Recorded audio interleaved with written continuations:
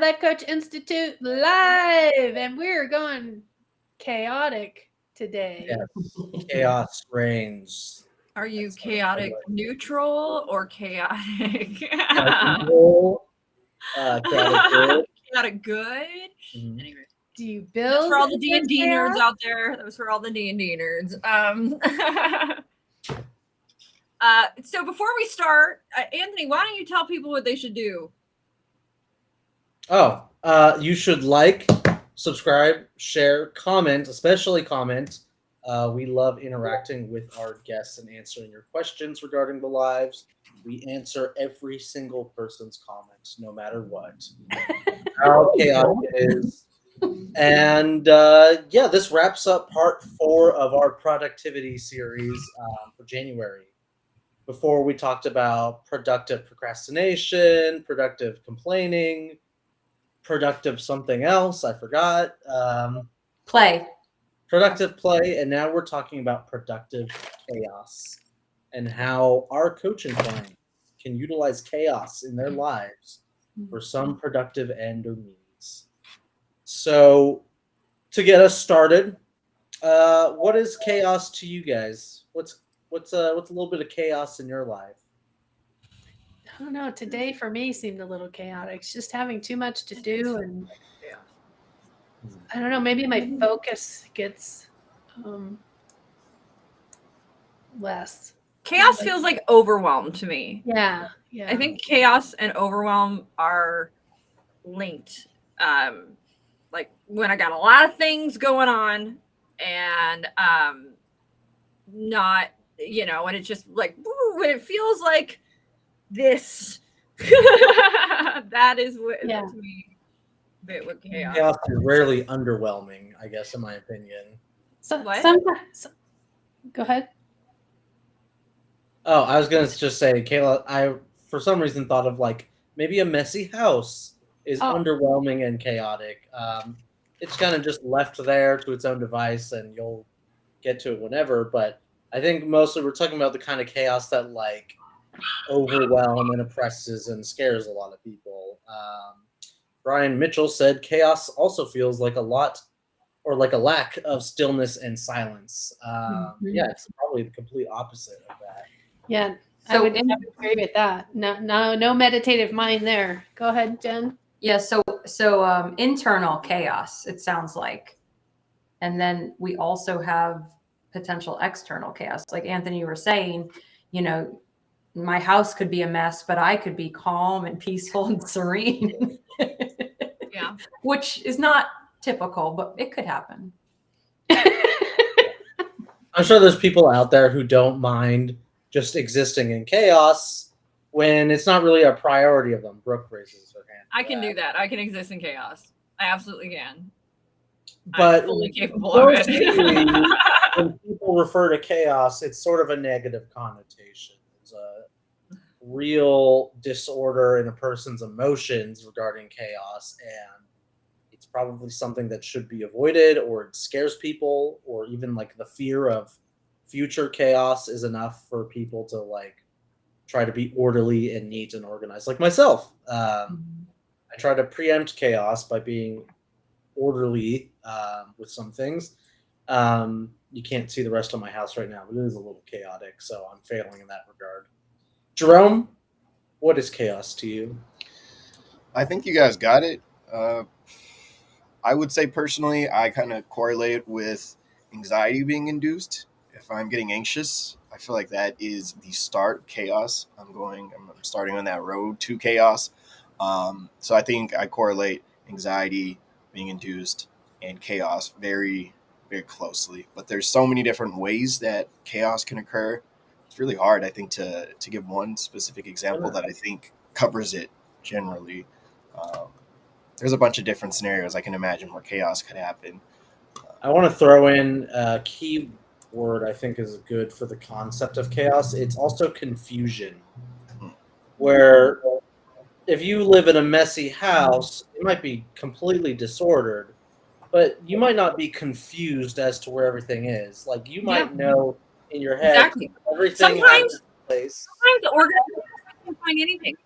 I'm like, I could find it all before. Now I have no idea where I put it.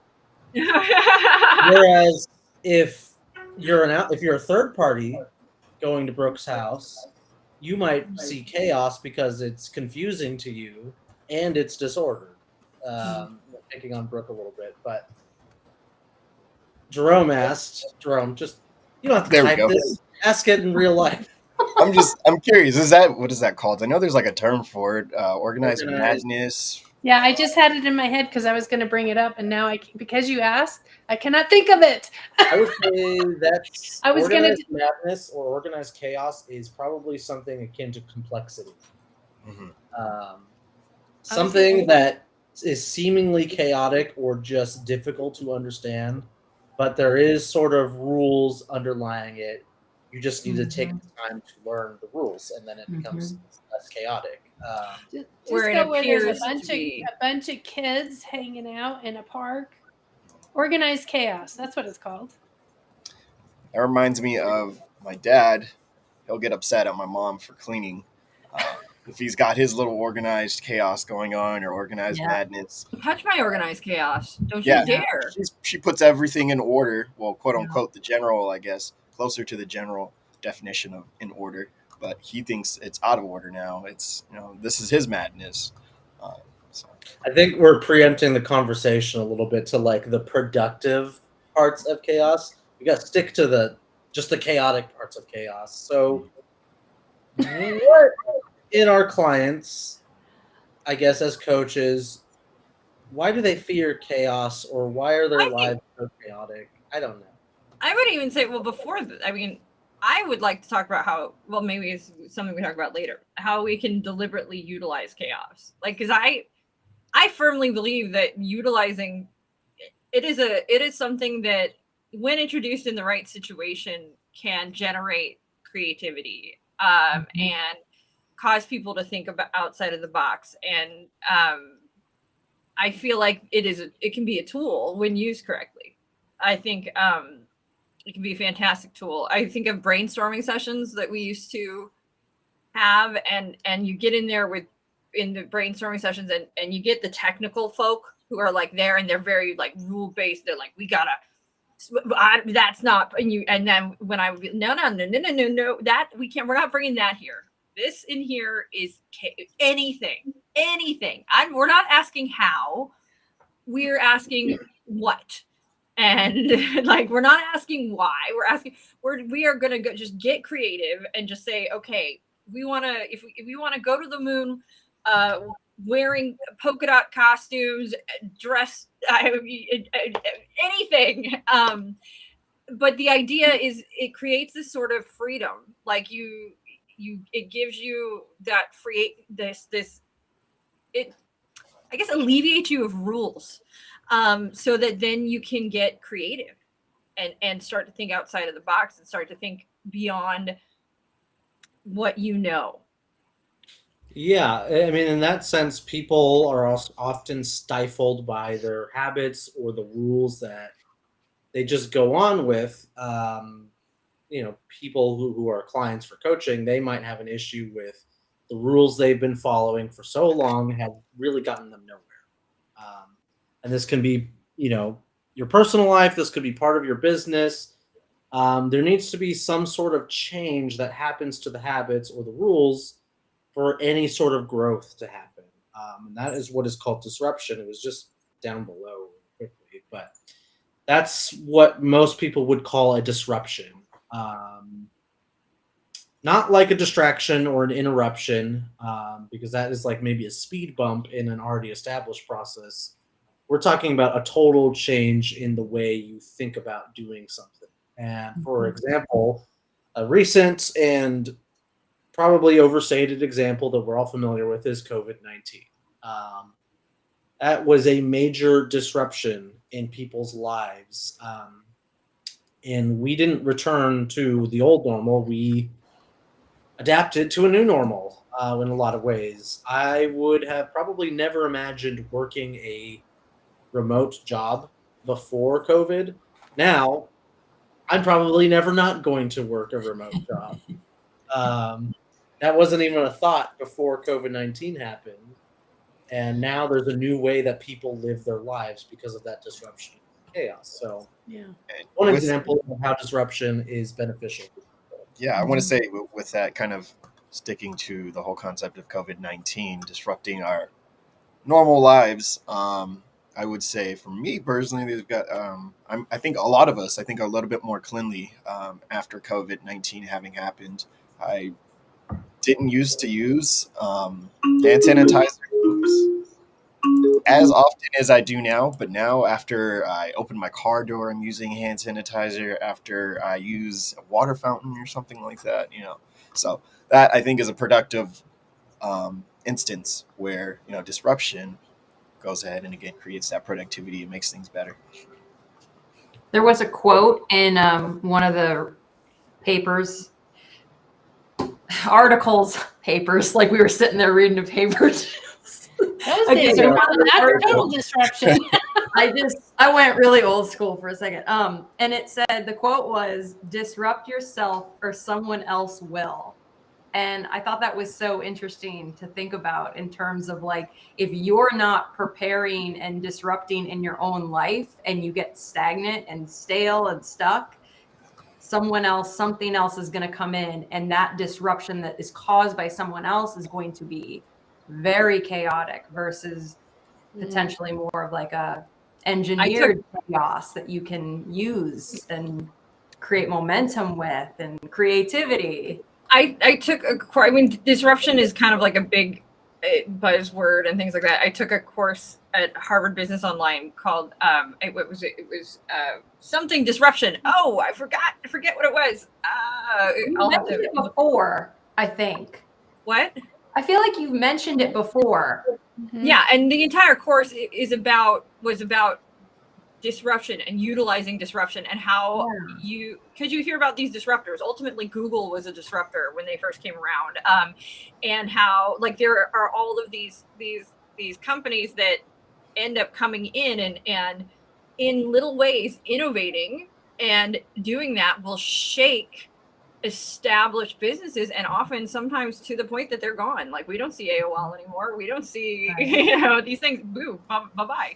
And that there is but there's very specific ways and it's smart ways to disrupt and to disrupt industry and to disrupt business, and the ways you can set yourself up to be disruptors and it's actually something, a business model that we have adapted in many ways is the fact that we are able to give our courses the way we give our courses allows for us. We are not so established in this 10-month structure, in this big boom, boom, boom, that we can't be adaptive, flexible, and disruptive. So we have,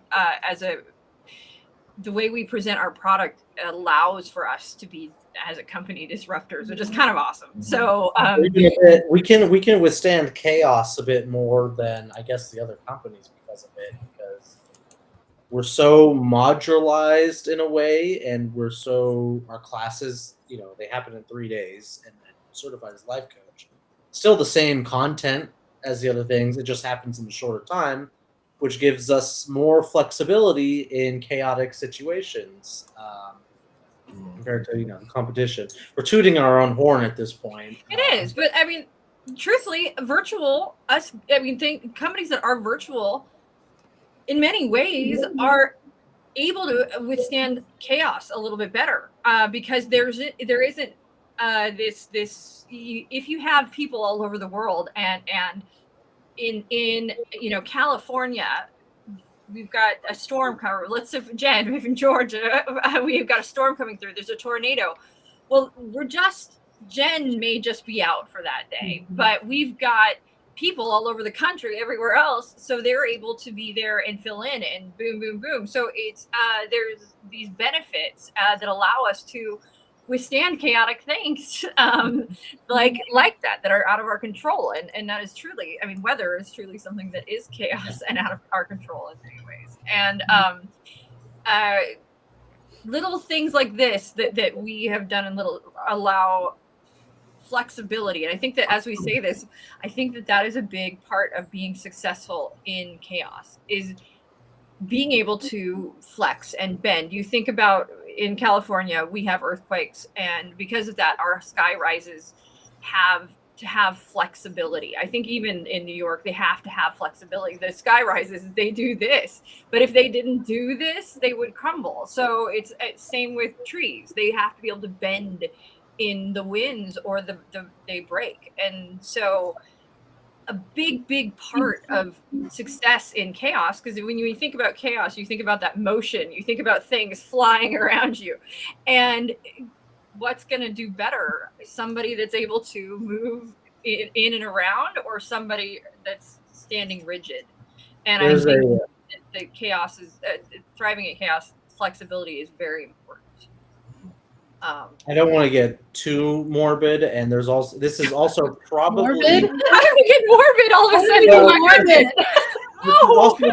I haven't verified this as an actual fact, but I've heard that a reason why drunk drivers like survive crashes more often, because they're like so loosey goosey, they're not rigid, and you know. As a snowboarder, Brooke snowboarding with no little nip of peppermint 99 proof peppermint schnapps versus the Brooke that's just had, just a little bit, not enough that it's gonna, but enough that you're like loosey goosey, like a little bit, like it's not like everything's lubed.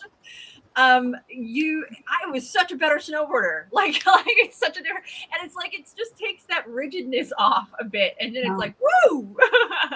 Now, we are no way endorsing you should either drive cars or participate. No, not at all. No. But there are people who are public speakers. One of the things they will talk about in like a lot of them will give advice, the perfect amount of like, drink this much wine. Like it's not a full glass, but just like you're going to drink X amount before you go up, and it's enough to get you to relax, but not enough to get you to be, where you're going to be. That's why I drink every day at work. Or you just practice. You participate in Toastmasters, and Toastmasters allows you to perfect the ability to get thrown any kind of topic, and you weave your presentation with that as well. So there's other ways. Oh, of course there's other ways, but of course there is. Of course. Coming from somebody who doesn't drink anymore, of course there is. I mean, I hardly, once in a blue moon, but I don't know. Now I hung over when the smallest amount of alcohol and dead the next. I can't. I don't know if this is ever even really actionable for our clients. We can't. I don't know any of this is either. Like, hey, drink a little bit. That was a bit chaotic. Okay, maybe not. Obviously, speaking in that particular scenario, but I think you can implement some chaos into your session. So I would say kind of like an improv with your client, or playing out a scenario with your client. It's it can be similar to improv, where you're kind of putting them in a situation that may not be role. In my head, though, I'm picturing the clients talking, and like all of a sudden, you pull out some weird toy for no reason and just set it, like you just introduce chaos with no explanation. Wait, everybody just pop up behind you. So, Dan did this to me on a live. When he was coaching me, he just started like drumming something. And I just remember thinking, what in the is going on? But it actually really helped. And I just I don't know, I got centered, but that was chaos. Random chaos by him. That was hilarious. we used to have these snowball things. They're not real ice or anything. They're cotton material, and so I could throw them, and they could catch it, and they had to answer something in the midst of that throwing, so that they could just start generating. While it's a kind of chaotic experience, but it was to generate some thought process on what they wanted to do or contribute. Well, it probably change or whatever. I would imagine it would be harder for me to overthink things. It would be harder for me to filter if I'm simultaneously focusing on catching Like, if I'm utilizing my motor skills, Yeah. right? So I'm like having to think, and you're asking a question, I would imagine it would be a lot harder for me to mask or filter. And I'm just going to give you what comes to my mind quickly at that point. Which, I mean, I could see how that could be absolutely a beneficial tool for sure. It's kind of like your coin toss that you do in the marketing section, where you're trying to help them just, which way do you want to go with that? That's I think that might be like the inversion of that. Like there's chaos and confusion in like the decision a client should make, and Brooke forces the client to flip a coin, and in like physical, or not physically, but it's like a physical embodiment of like establishing some sort of order where it's random, but it is ordered in some way, and then the client then decides afterwards, oh, I liked what the coin did, or I didn't like what the coin chose. Yeah, it is. They figure out what they really want. Yeah. Because they're either happy with it or they're like, wait, I didn't want that. It draws out their truth. This is kind of an important, I feel like this is more important than we might lead on, this like adding chaos into the coaching session. Because most schools that I know of, including ours, we provide a pretty structured organization of how a session should typically run.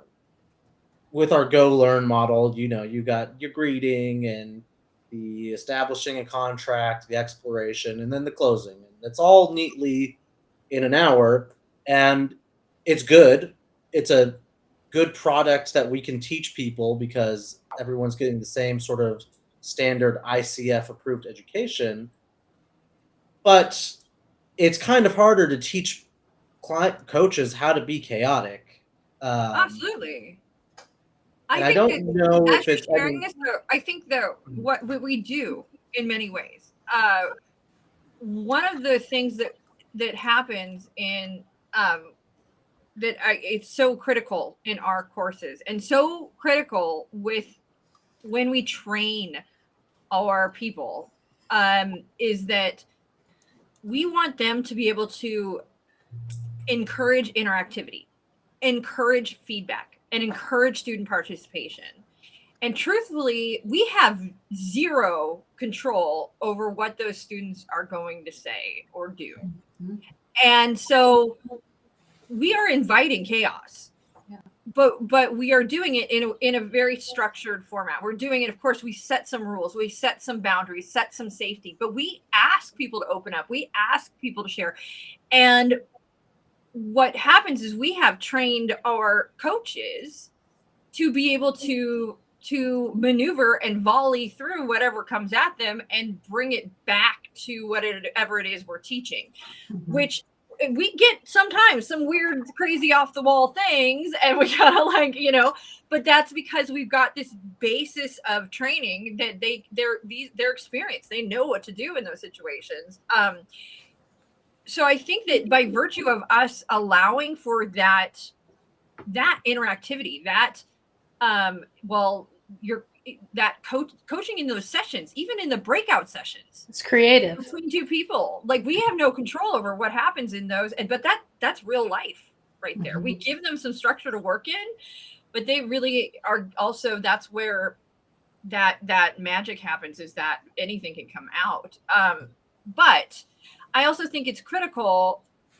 So one of the things that I'm very much learning in the workout training I'm doing is you learn the structure, you learn the form first.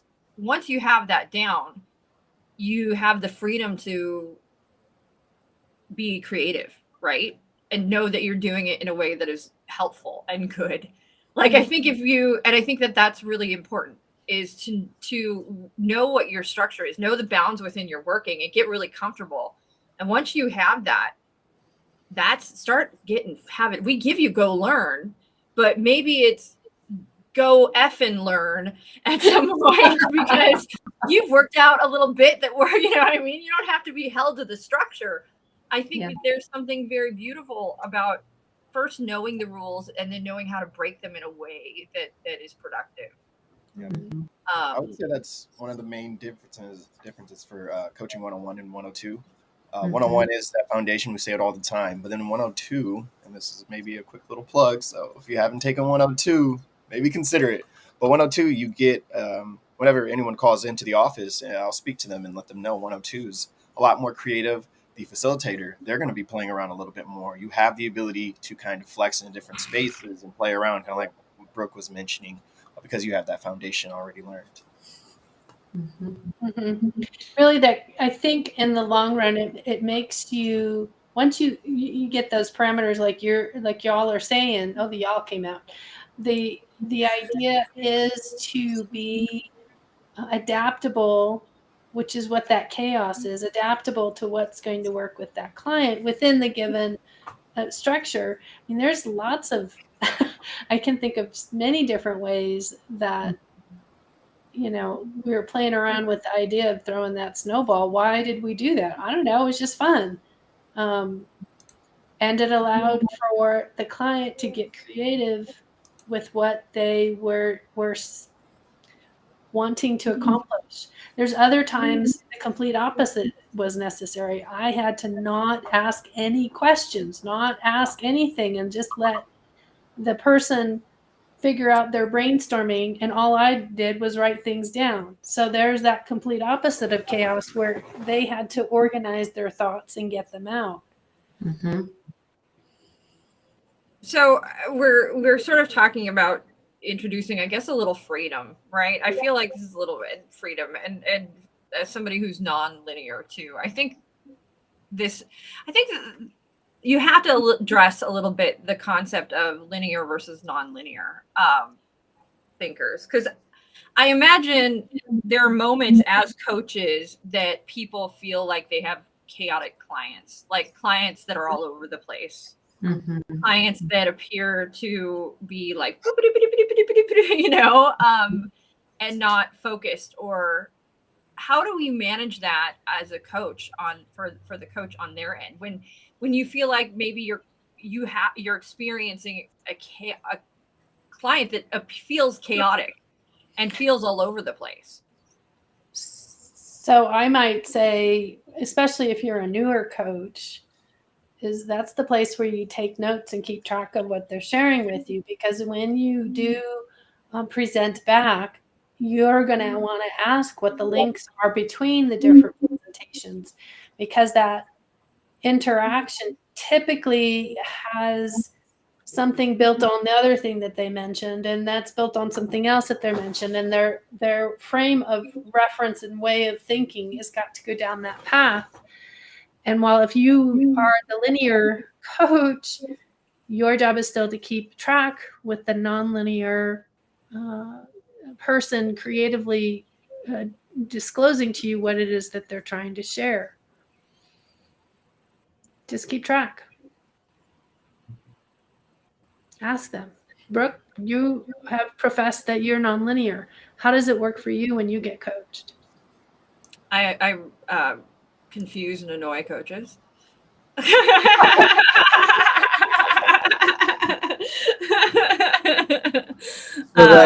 So that's a coach who's approaching you and only sees chaos then. But I definitely, what will often happen is I get reminders. I get the check. I definitely am one of those clients that's getting the check-ins. I'm getting it's something that's normal in my session for me to get checked in with. Like, okay, we were over here, but now we're over here. Is this? And then and most of the time I'm like, no, I know. We just go with me, because it's coming back around. Like I promise you. Like, and then so I had that. It wasn't a whiteboard; it's actually a piece of glass kind of thing. But that's where you write on the whiteboard up in front of them. Even if you're on a call, you just take notes in front of them, even so that they are seeing what they're saying, and it presents a logical path for people that need that style. It's so, I mean, like I don't know. I'm so nonlinear that like it's one of those things where I have to go through 15 different access points in my head before I can even figure out what I'm feeling or what I want. And so like it's people, I was just asked recently in the moment, well, how did that feel? What did you think? I mean, how did it feel? And if you ask me, what did I think, I can answer. But if you ask me how did I feel, I'm like, oh, I'm smiling. So literally, I said I'm smiling. So I think that means I was good. I am happy. I think and like that's how. And but I'm like I'll know better how I feel later. And so that's what I said. It's like I'll know better how I feel later. Like, but I think I feel good. I think like, and it's. I think that people are. I just work differently. That's right. Like that's how I process differently. And so like I have to go through several steps before I get to knowing how I feel about something or knowing how there's just a network of interconnectivity that takes a while to maneuver through.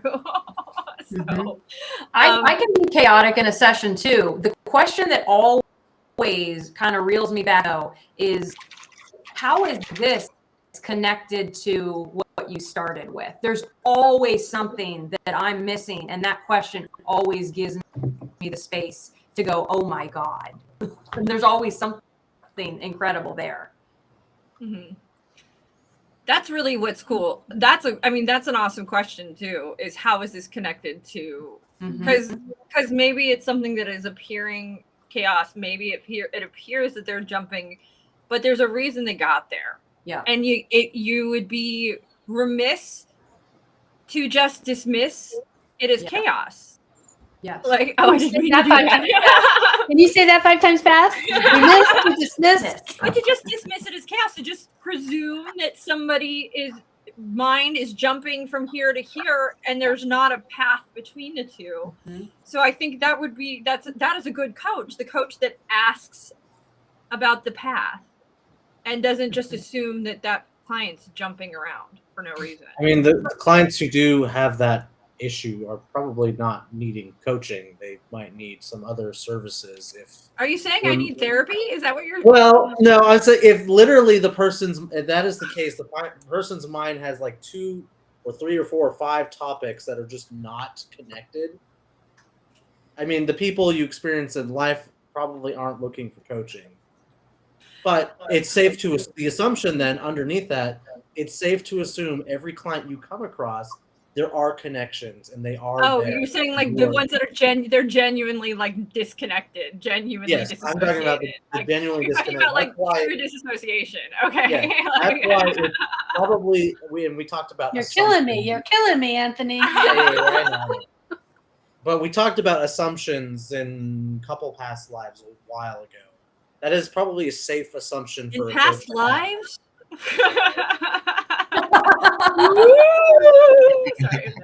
But that's a safe assumption to have, though, as a coach, is that whatever your client is saying, it is connected somehow.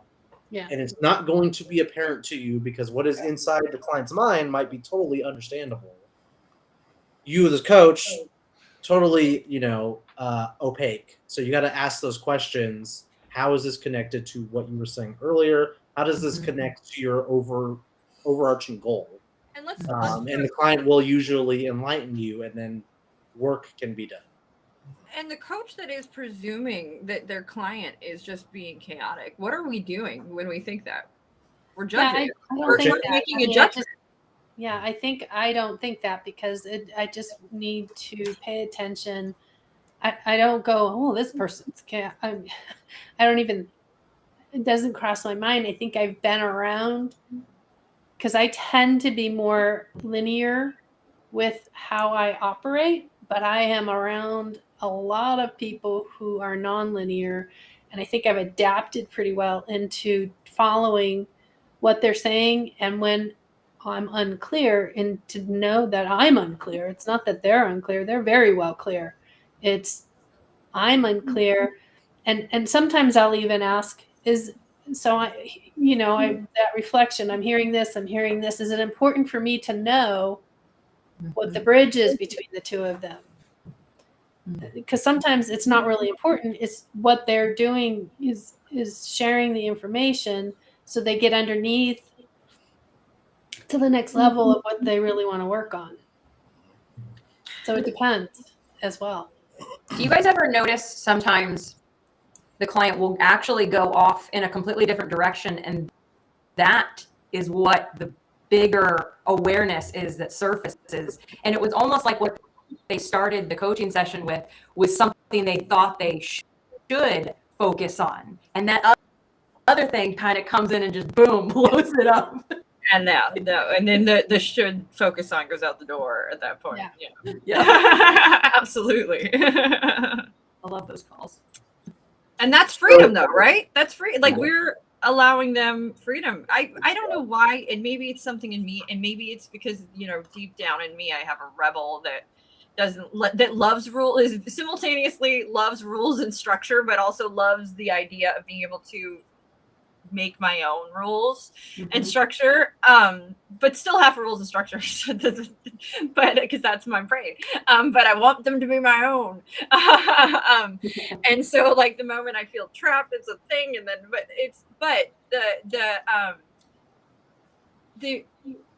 I love the idea of, like, bringing our clients in and giving them that freedom. There's a freedom to being able to allow for some chaos. I think that we are so rigid with ourselves a lot of times, or we're rigid with our thought processes. We're rigid with what we can and cannot do, that allowing for a little chaos allows for a little bit of creativity and flexibility. I feel like, too, we connect to our whys a little bit in chaos and what is important, even when it's like hard, like bad outside external chaos. I think a lot of times it brings a clarifying lens to, like, we can get stuck up in it for a bit, and then we have to, like, go, okay, wait, what is important? And it sort of forces us to erect boundaries and focus on the things that are important to us when we're experiencing external chaos. That one YouTube, it was a TED talk that I shared. The ending was that amidst chaos, purpose is what takes you out of it, or is like the antidote to chaos. And I thought that was just so interesting. Of course it is purpose. I think we've got our perceived purpose for a lot of things that we do, but in the midst of chaos, you have to genuinely, truly understand what matters to you, and you have to do it quickly. Yeah. So I think that does, just like what Brooke was mentioning, it places a lens over it. Yeah. I picture this, like, telescope flying through space. There's all these things flying around it, like you know what I mean? But it's fixing on one thing, and that whatever that one thing is in that one moment of time is the most important, and that's where it's going. And so there might be chaos all around it, but it is finding its where it wants to go. And I think that's the very cool. I sometimes like a little chaos now and again. Less so the older I get, though. I think that happens with everybody. I can't say that I do. I'm not. You can't say that you do? You don't like chaos? No. I would say if I know that I'm going into a chaotic situation, that might be okay. Like going to the theme park, that's fine. Yeah, you like going to, like, theme parks or, like, concerts. Like concerts. Concerts are chaos. I'm aware of it, but if I wake up on a Monday and just last Friday is a little bit chaotic, I'm not gonna say I had the greatest of time. I will say I think there is definitely some production there, because it gives me, again, a bit of a crash course as to how to proceed in that particular scenario if it ever happens again. So it was productive, but I'm not going to say that I woke up and was hoping that things like that happened. So, some context, everybody, class was just a little all over the place. Zoom was being very technically hard-headed, so but we made it, and there was some productivity that came out of that. So yeah. Well, I think that that's the inevitable result of chaos. As much as, chaos theory tells us all things return to chaos, I feel like if we're living within it, at some point we have to find our way out of it, right? Like, at some point we have to return to a non-chaotic state to exist and exist in a productive way. Mm-hmm. I got the opposite sort of. What? Tell me. Well, I mean, speaking, like, philosophically, I think it's the opposite, where, like, people are constantly fighting against chaos and entropy, and they're always working towards being in an organized state. Now, I mean, if you want to get ultra philosophical, we could talk about the heat death of the universe and things like Yeah, that. we don't need to do that. But in a microscopic level in people's day-to-day lives, most people tend to want to go towards an ordered state. They want things to not be so chaotic, even though there are benefits of chaos. And I think that chaos is a good production engine of like experiences and character. Because if it was so highly ordered, there'd be no room for any like people wouldn't develop character. They wouldn't Mhm. have meaningful experiences. They'd be very boring people. Well, and learning happens in chaos too. Yes. Learning happens in chaos. Adaptation happens in chaos as well. Mhm. But I believe the general tendency for people is, at least for the ones who want coaching done, is Yeah.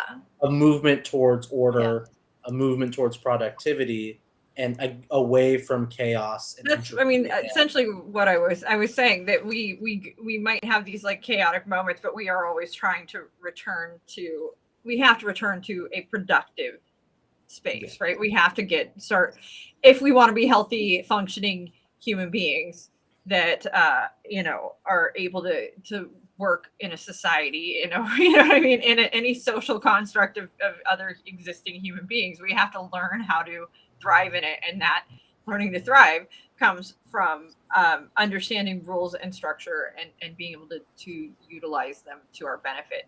But I think much in the way that we have talked about, what was it called? What was the one it wasn't breakability, where what was it? We were Anti-fragile. being anti-fragile. I think it's kind of similar to anti-fragility in the sense which, for those of you who don't know, anti-fragility is about introducing stressors into your life so that you're able to better handle the little stressors, so you can handle big stress when it happens. So allowing for little stressors. And I think it's similar in this chaos thing, is allowing for small amounts of chaos so that you're able to thrive when the bigger moments of chaos come through. Yeah. And they're almost interchangeable, right? The stressors and the chaos. I just don't think stress has to always be negative. It has to, or stress is often considered very negative. I don't think chaos always has to be negative. I think that we can have controlled chaos and productive chaos and creative chaos, and allow for chaos to be a tool as well. So, Jen, So I have a question for everyone. I don't know if everyone can answer this, but I'm wondering what equilibrium, or what something that's the opposite of chaos that you have in your life. Homeostasis. What equilibrium do you have in your life that was born out of chaos? Everything. Everything. What did Anthony say? I said my job, the current job I'm working right now, was born from that.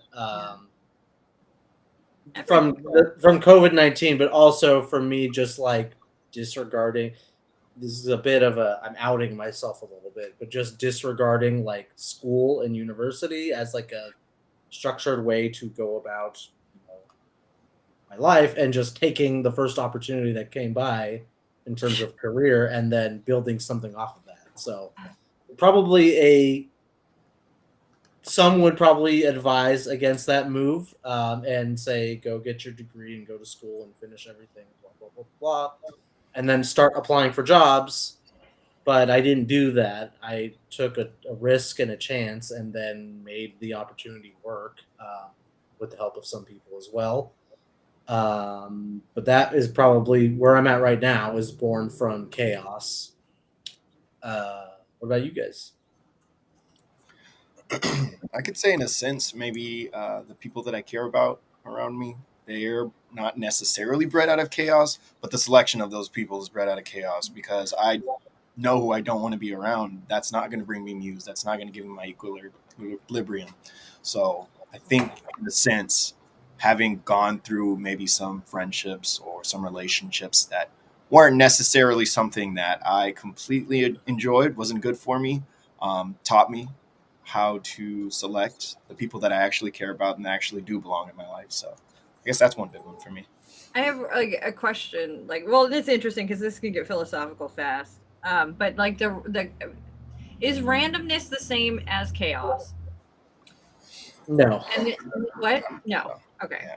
And then and asking that question is opening a bag of. Well, wait. How is it not? How is it not?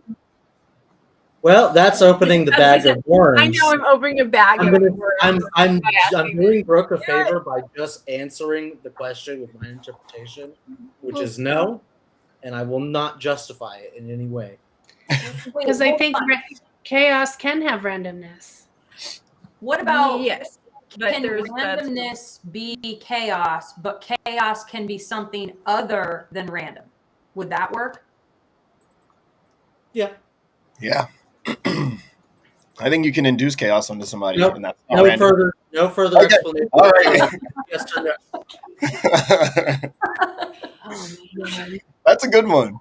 But then there's a whole philosophical theory that nothing is actually random. So which means nothing is. So if chaos is randomness and randomness is not chaos, nothing can actually be born out of randomness.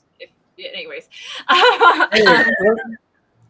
Anyway, randomness and chaos is essentially just people's failure to understand the underlying aspects of whatever situation that they're in. You can't know everything. Right. And because of that, some things will appear to be chaotic and appear to be random. But there may actually be order that we are not understanding. True. But that's like you're getting into ontology. Yeah, that's what I meant. This is why I was like, it's a big bag of worms. But if I'm of the thought that it's that, then it's got to still be that, even if on the logical terms that you're talking about, it has its order. But because I'm an emotional human being, it can still be random and chaotic to me, even if it is. Yeah, I'm totally. It's also something I'm over. I mean, we go back to Jen's question, which is there anything in our lives that is stable and normal? And I would say everything in my life. Like, I mean, if I think about because I feel like everything has been a series of me maneuvering through what appeared to be chaotic or what I didn't understand or what I was trying to figure out and then finding my way and finding what worked for me and finding the path. So like, I feel like my entire life was born out of chaos, like, and my entire structure, even when I say I want to learn the rules and the structure so that I can then know how to make my own and break them and make them and work within them in a way that works for me and maybe doesn't work for somebody else, but it works for me.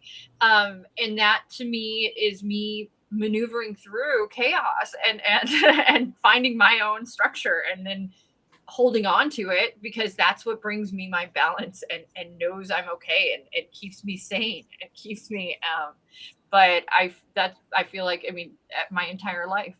So it's akin to like trial and error, right?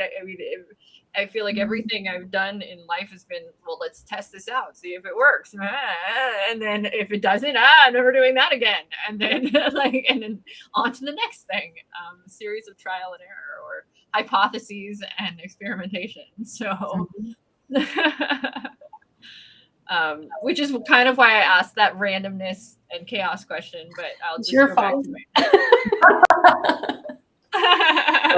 The takeaway I got from that, and like we can start to do our takeaways now since we're running down on time, is when you are confronted with chaos as a coach or your client is confronted with chaos, that's the time when you get to experiment and explore and see what works. Because, rules and order, you can always, rearrange things in different orders and it's fine and dandy, but we're not talking about organization and order. We're talking about chaos. And there's a certain degree of uncertainty with that doesn't allow for order and rules. So that's when you get to play productively and figure out things as you go. I will also even further say that it's an opportunity because if something is appearing chaotic, either for your client or it might be that there's a greater understanding to be had. Mm. It might be just like you said, Anthony, there might be an order or a structure or something that you just don't understand yet, or your client just doesn't understand yet. So this seeing chaos might actually just be a big chance to learn something. Mm-hmm. Yeah. And to realize, oh, there might be more that me, the coach, or the client doesn't understand yet. And so let's explore and learn. Or it could be you, the coach, do see what that chaos is leading to or the randomness is leading to, and you still are not responsible to save your client by giving them the answers. Yeah. I think there's always something to learn from chaos. I think there's always something to take away from it, unless you're just wallowing in it and just allowing it to beat the crap out of you. There's always an opportunity to learn something from chaos. I think that's probably my biggest takeaway, I think, from this entire conversation is there's always something good that can come from it, even though, initially it may not seem like a good thing at all. Jen, final thoughts?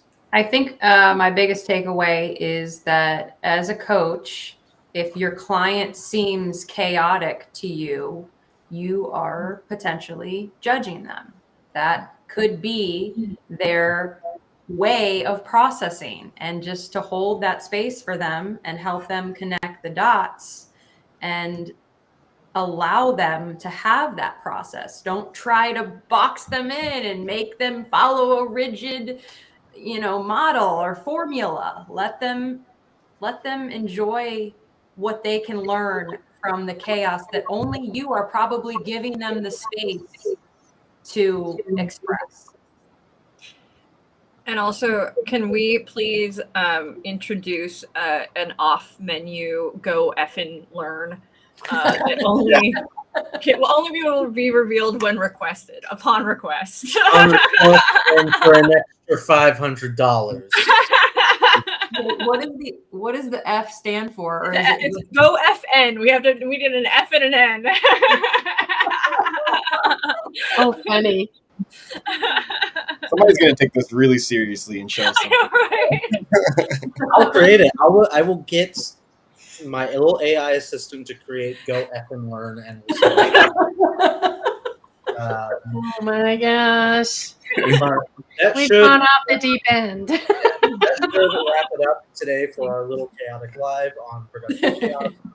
Again, be sure to like, subscribe, comment, share, tell your friends about us. Watch us every Tuesday at 4 p.m. For our next topics. I don't know what we're doing for our next series for lives. Not sure. But I have an idea, but I want to run it by you guys first. So it's a surprise for next week. It's a surprise for everyone. we have Coaching 101 and Coaching 102, where you can get certified in 3 days in a non-chaotic manner, but you will learn how to handle the chaos of coaching in a controlled and productive way. So, Well, I'd say we're a little bit chaotic in structure. well, behind the 3 scenes, days. we're chaotic. Okay, yes, behind the scenes. We yes, make it right. seem as if we know we know what we're doing, but that's not. All right. See you guys next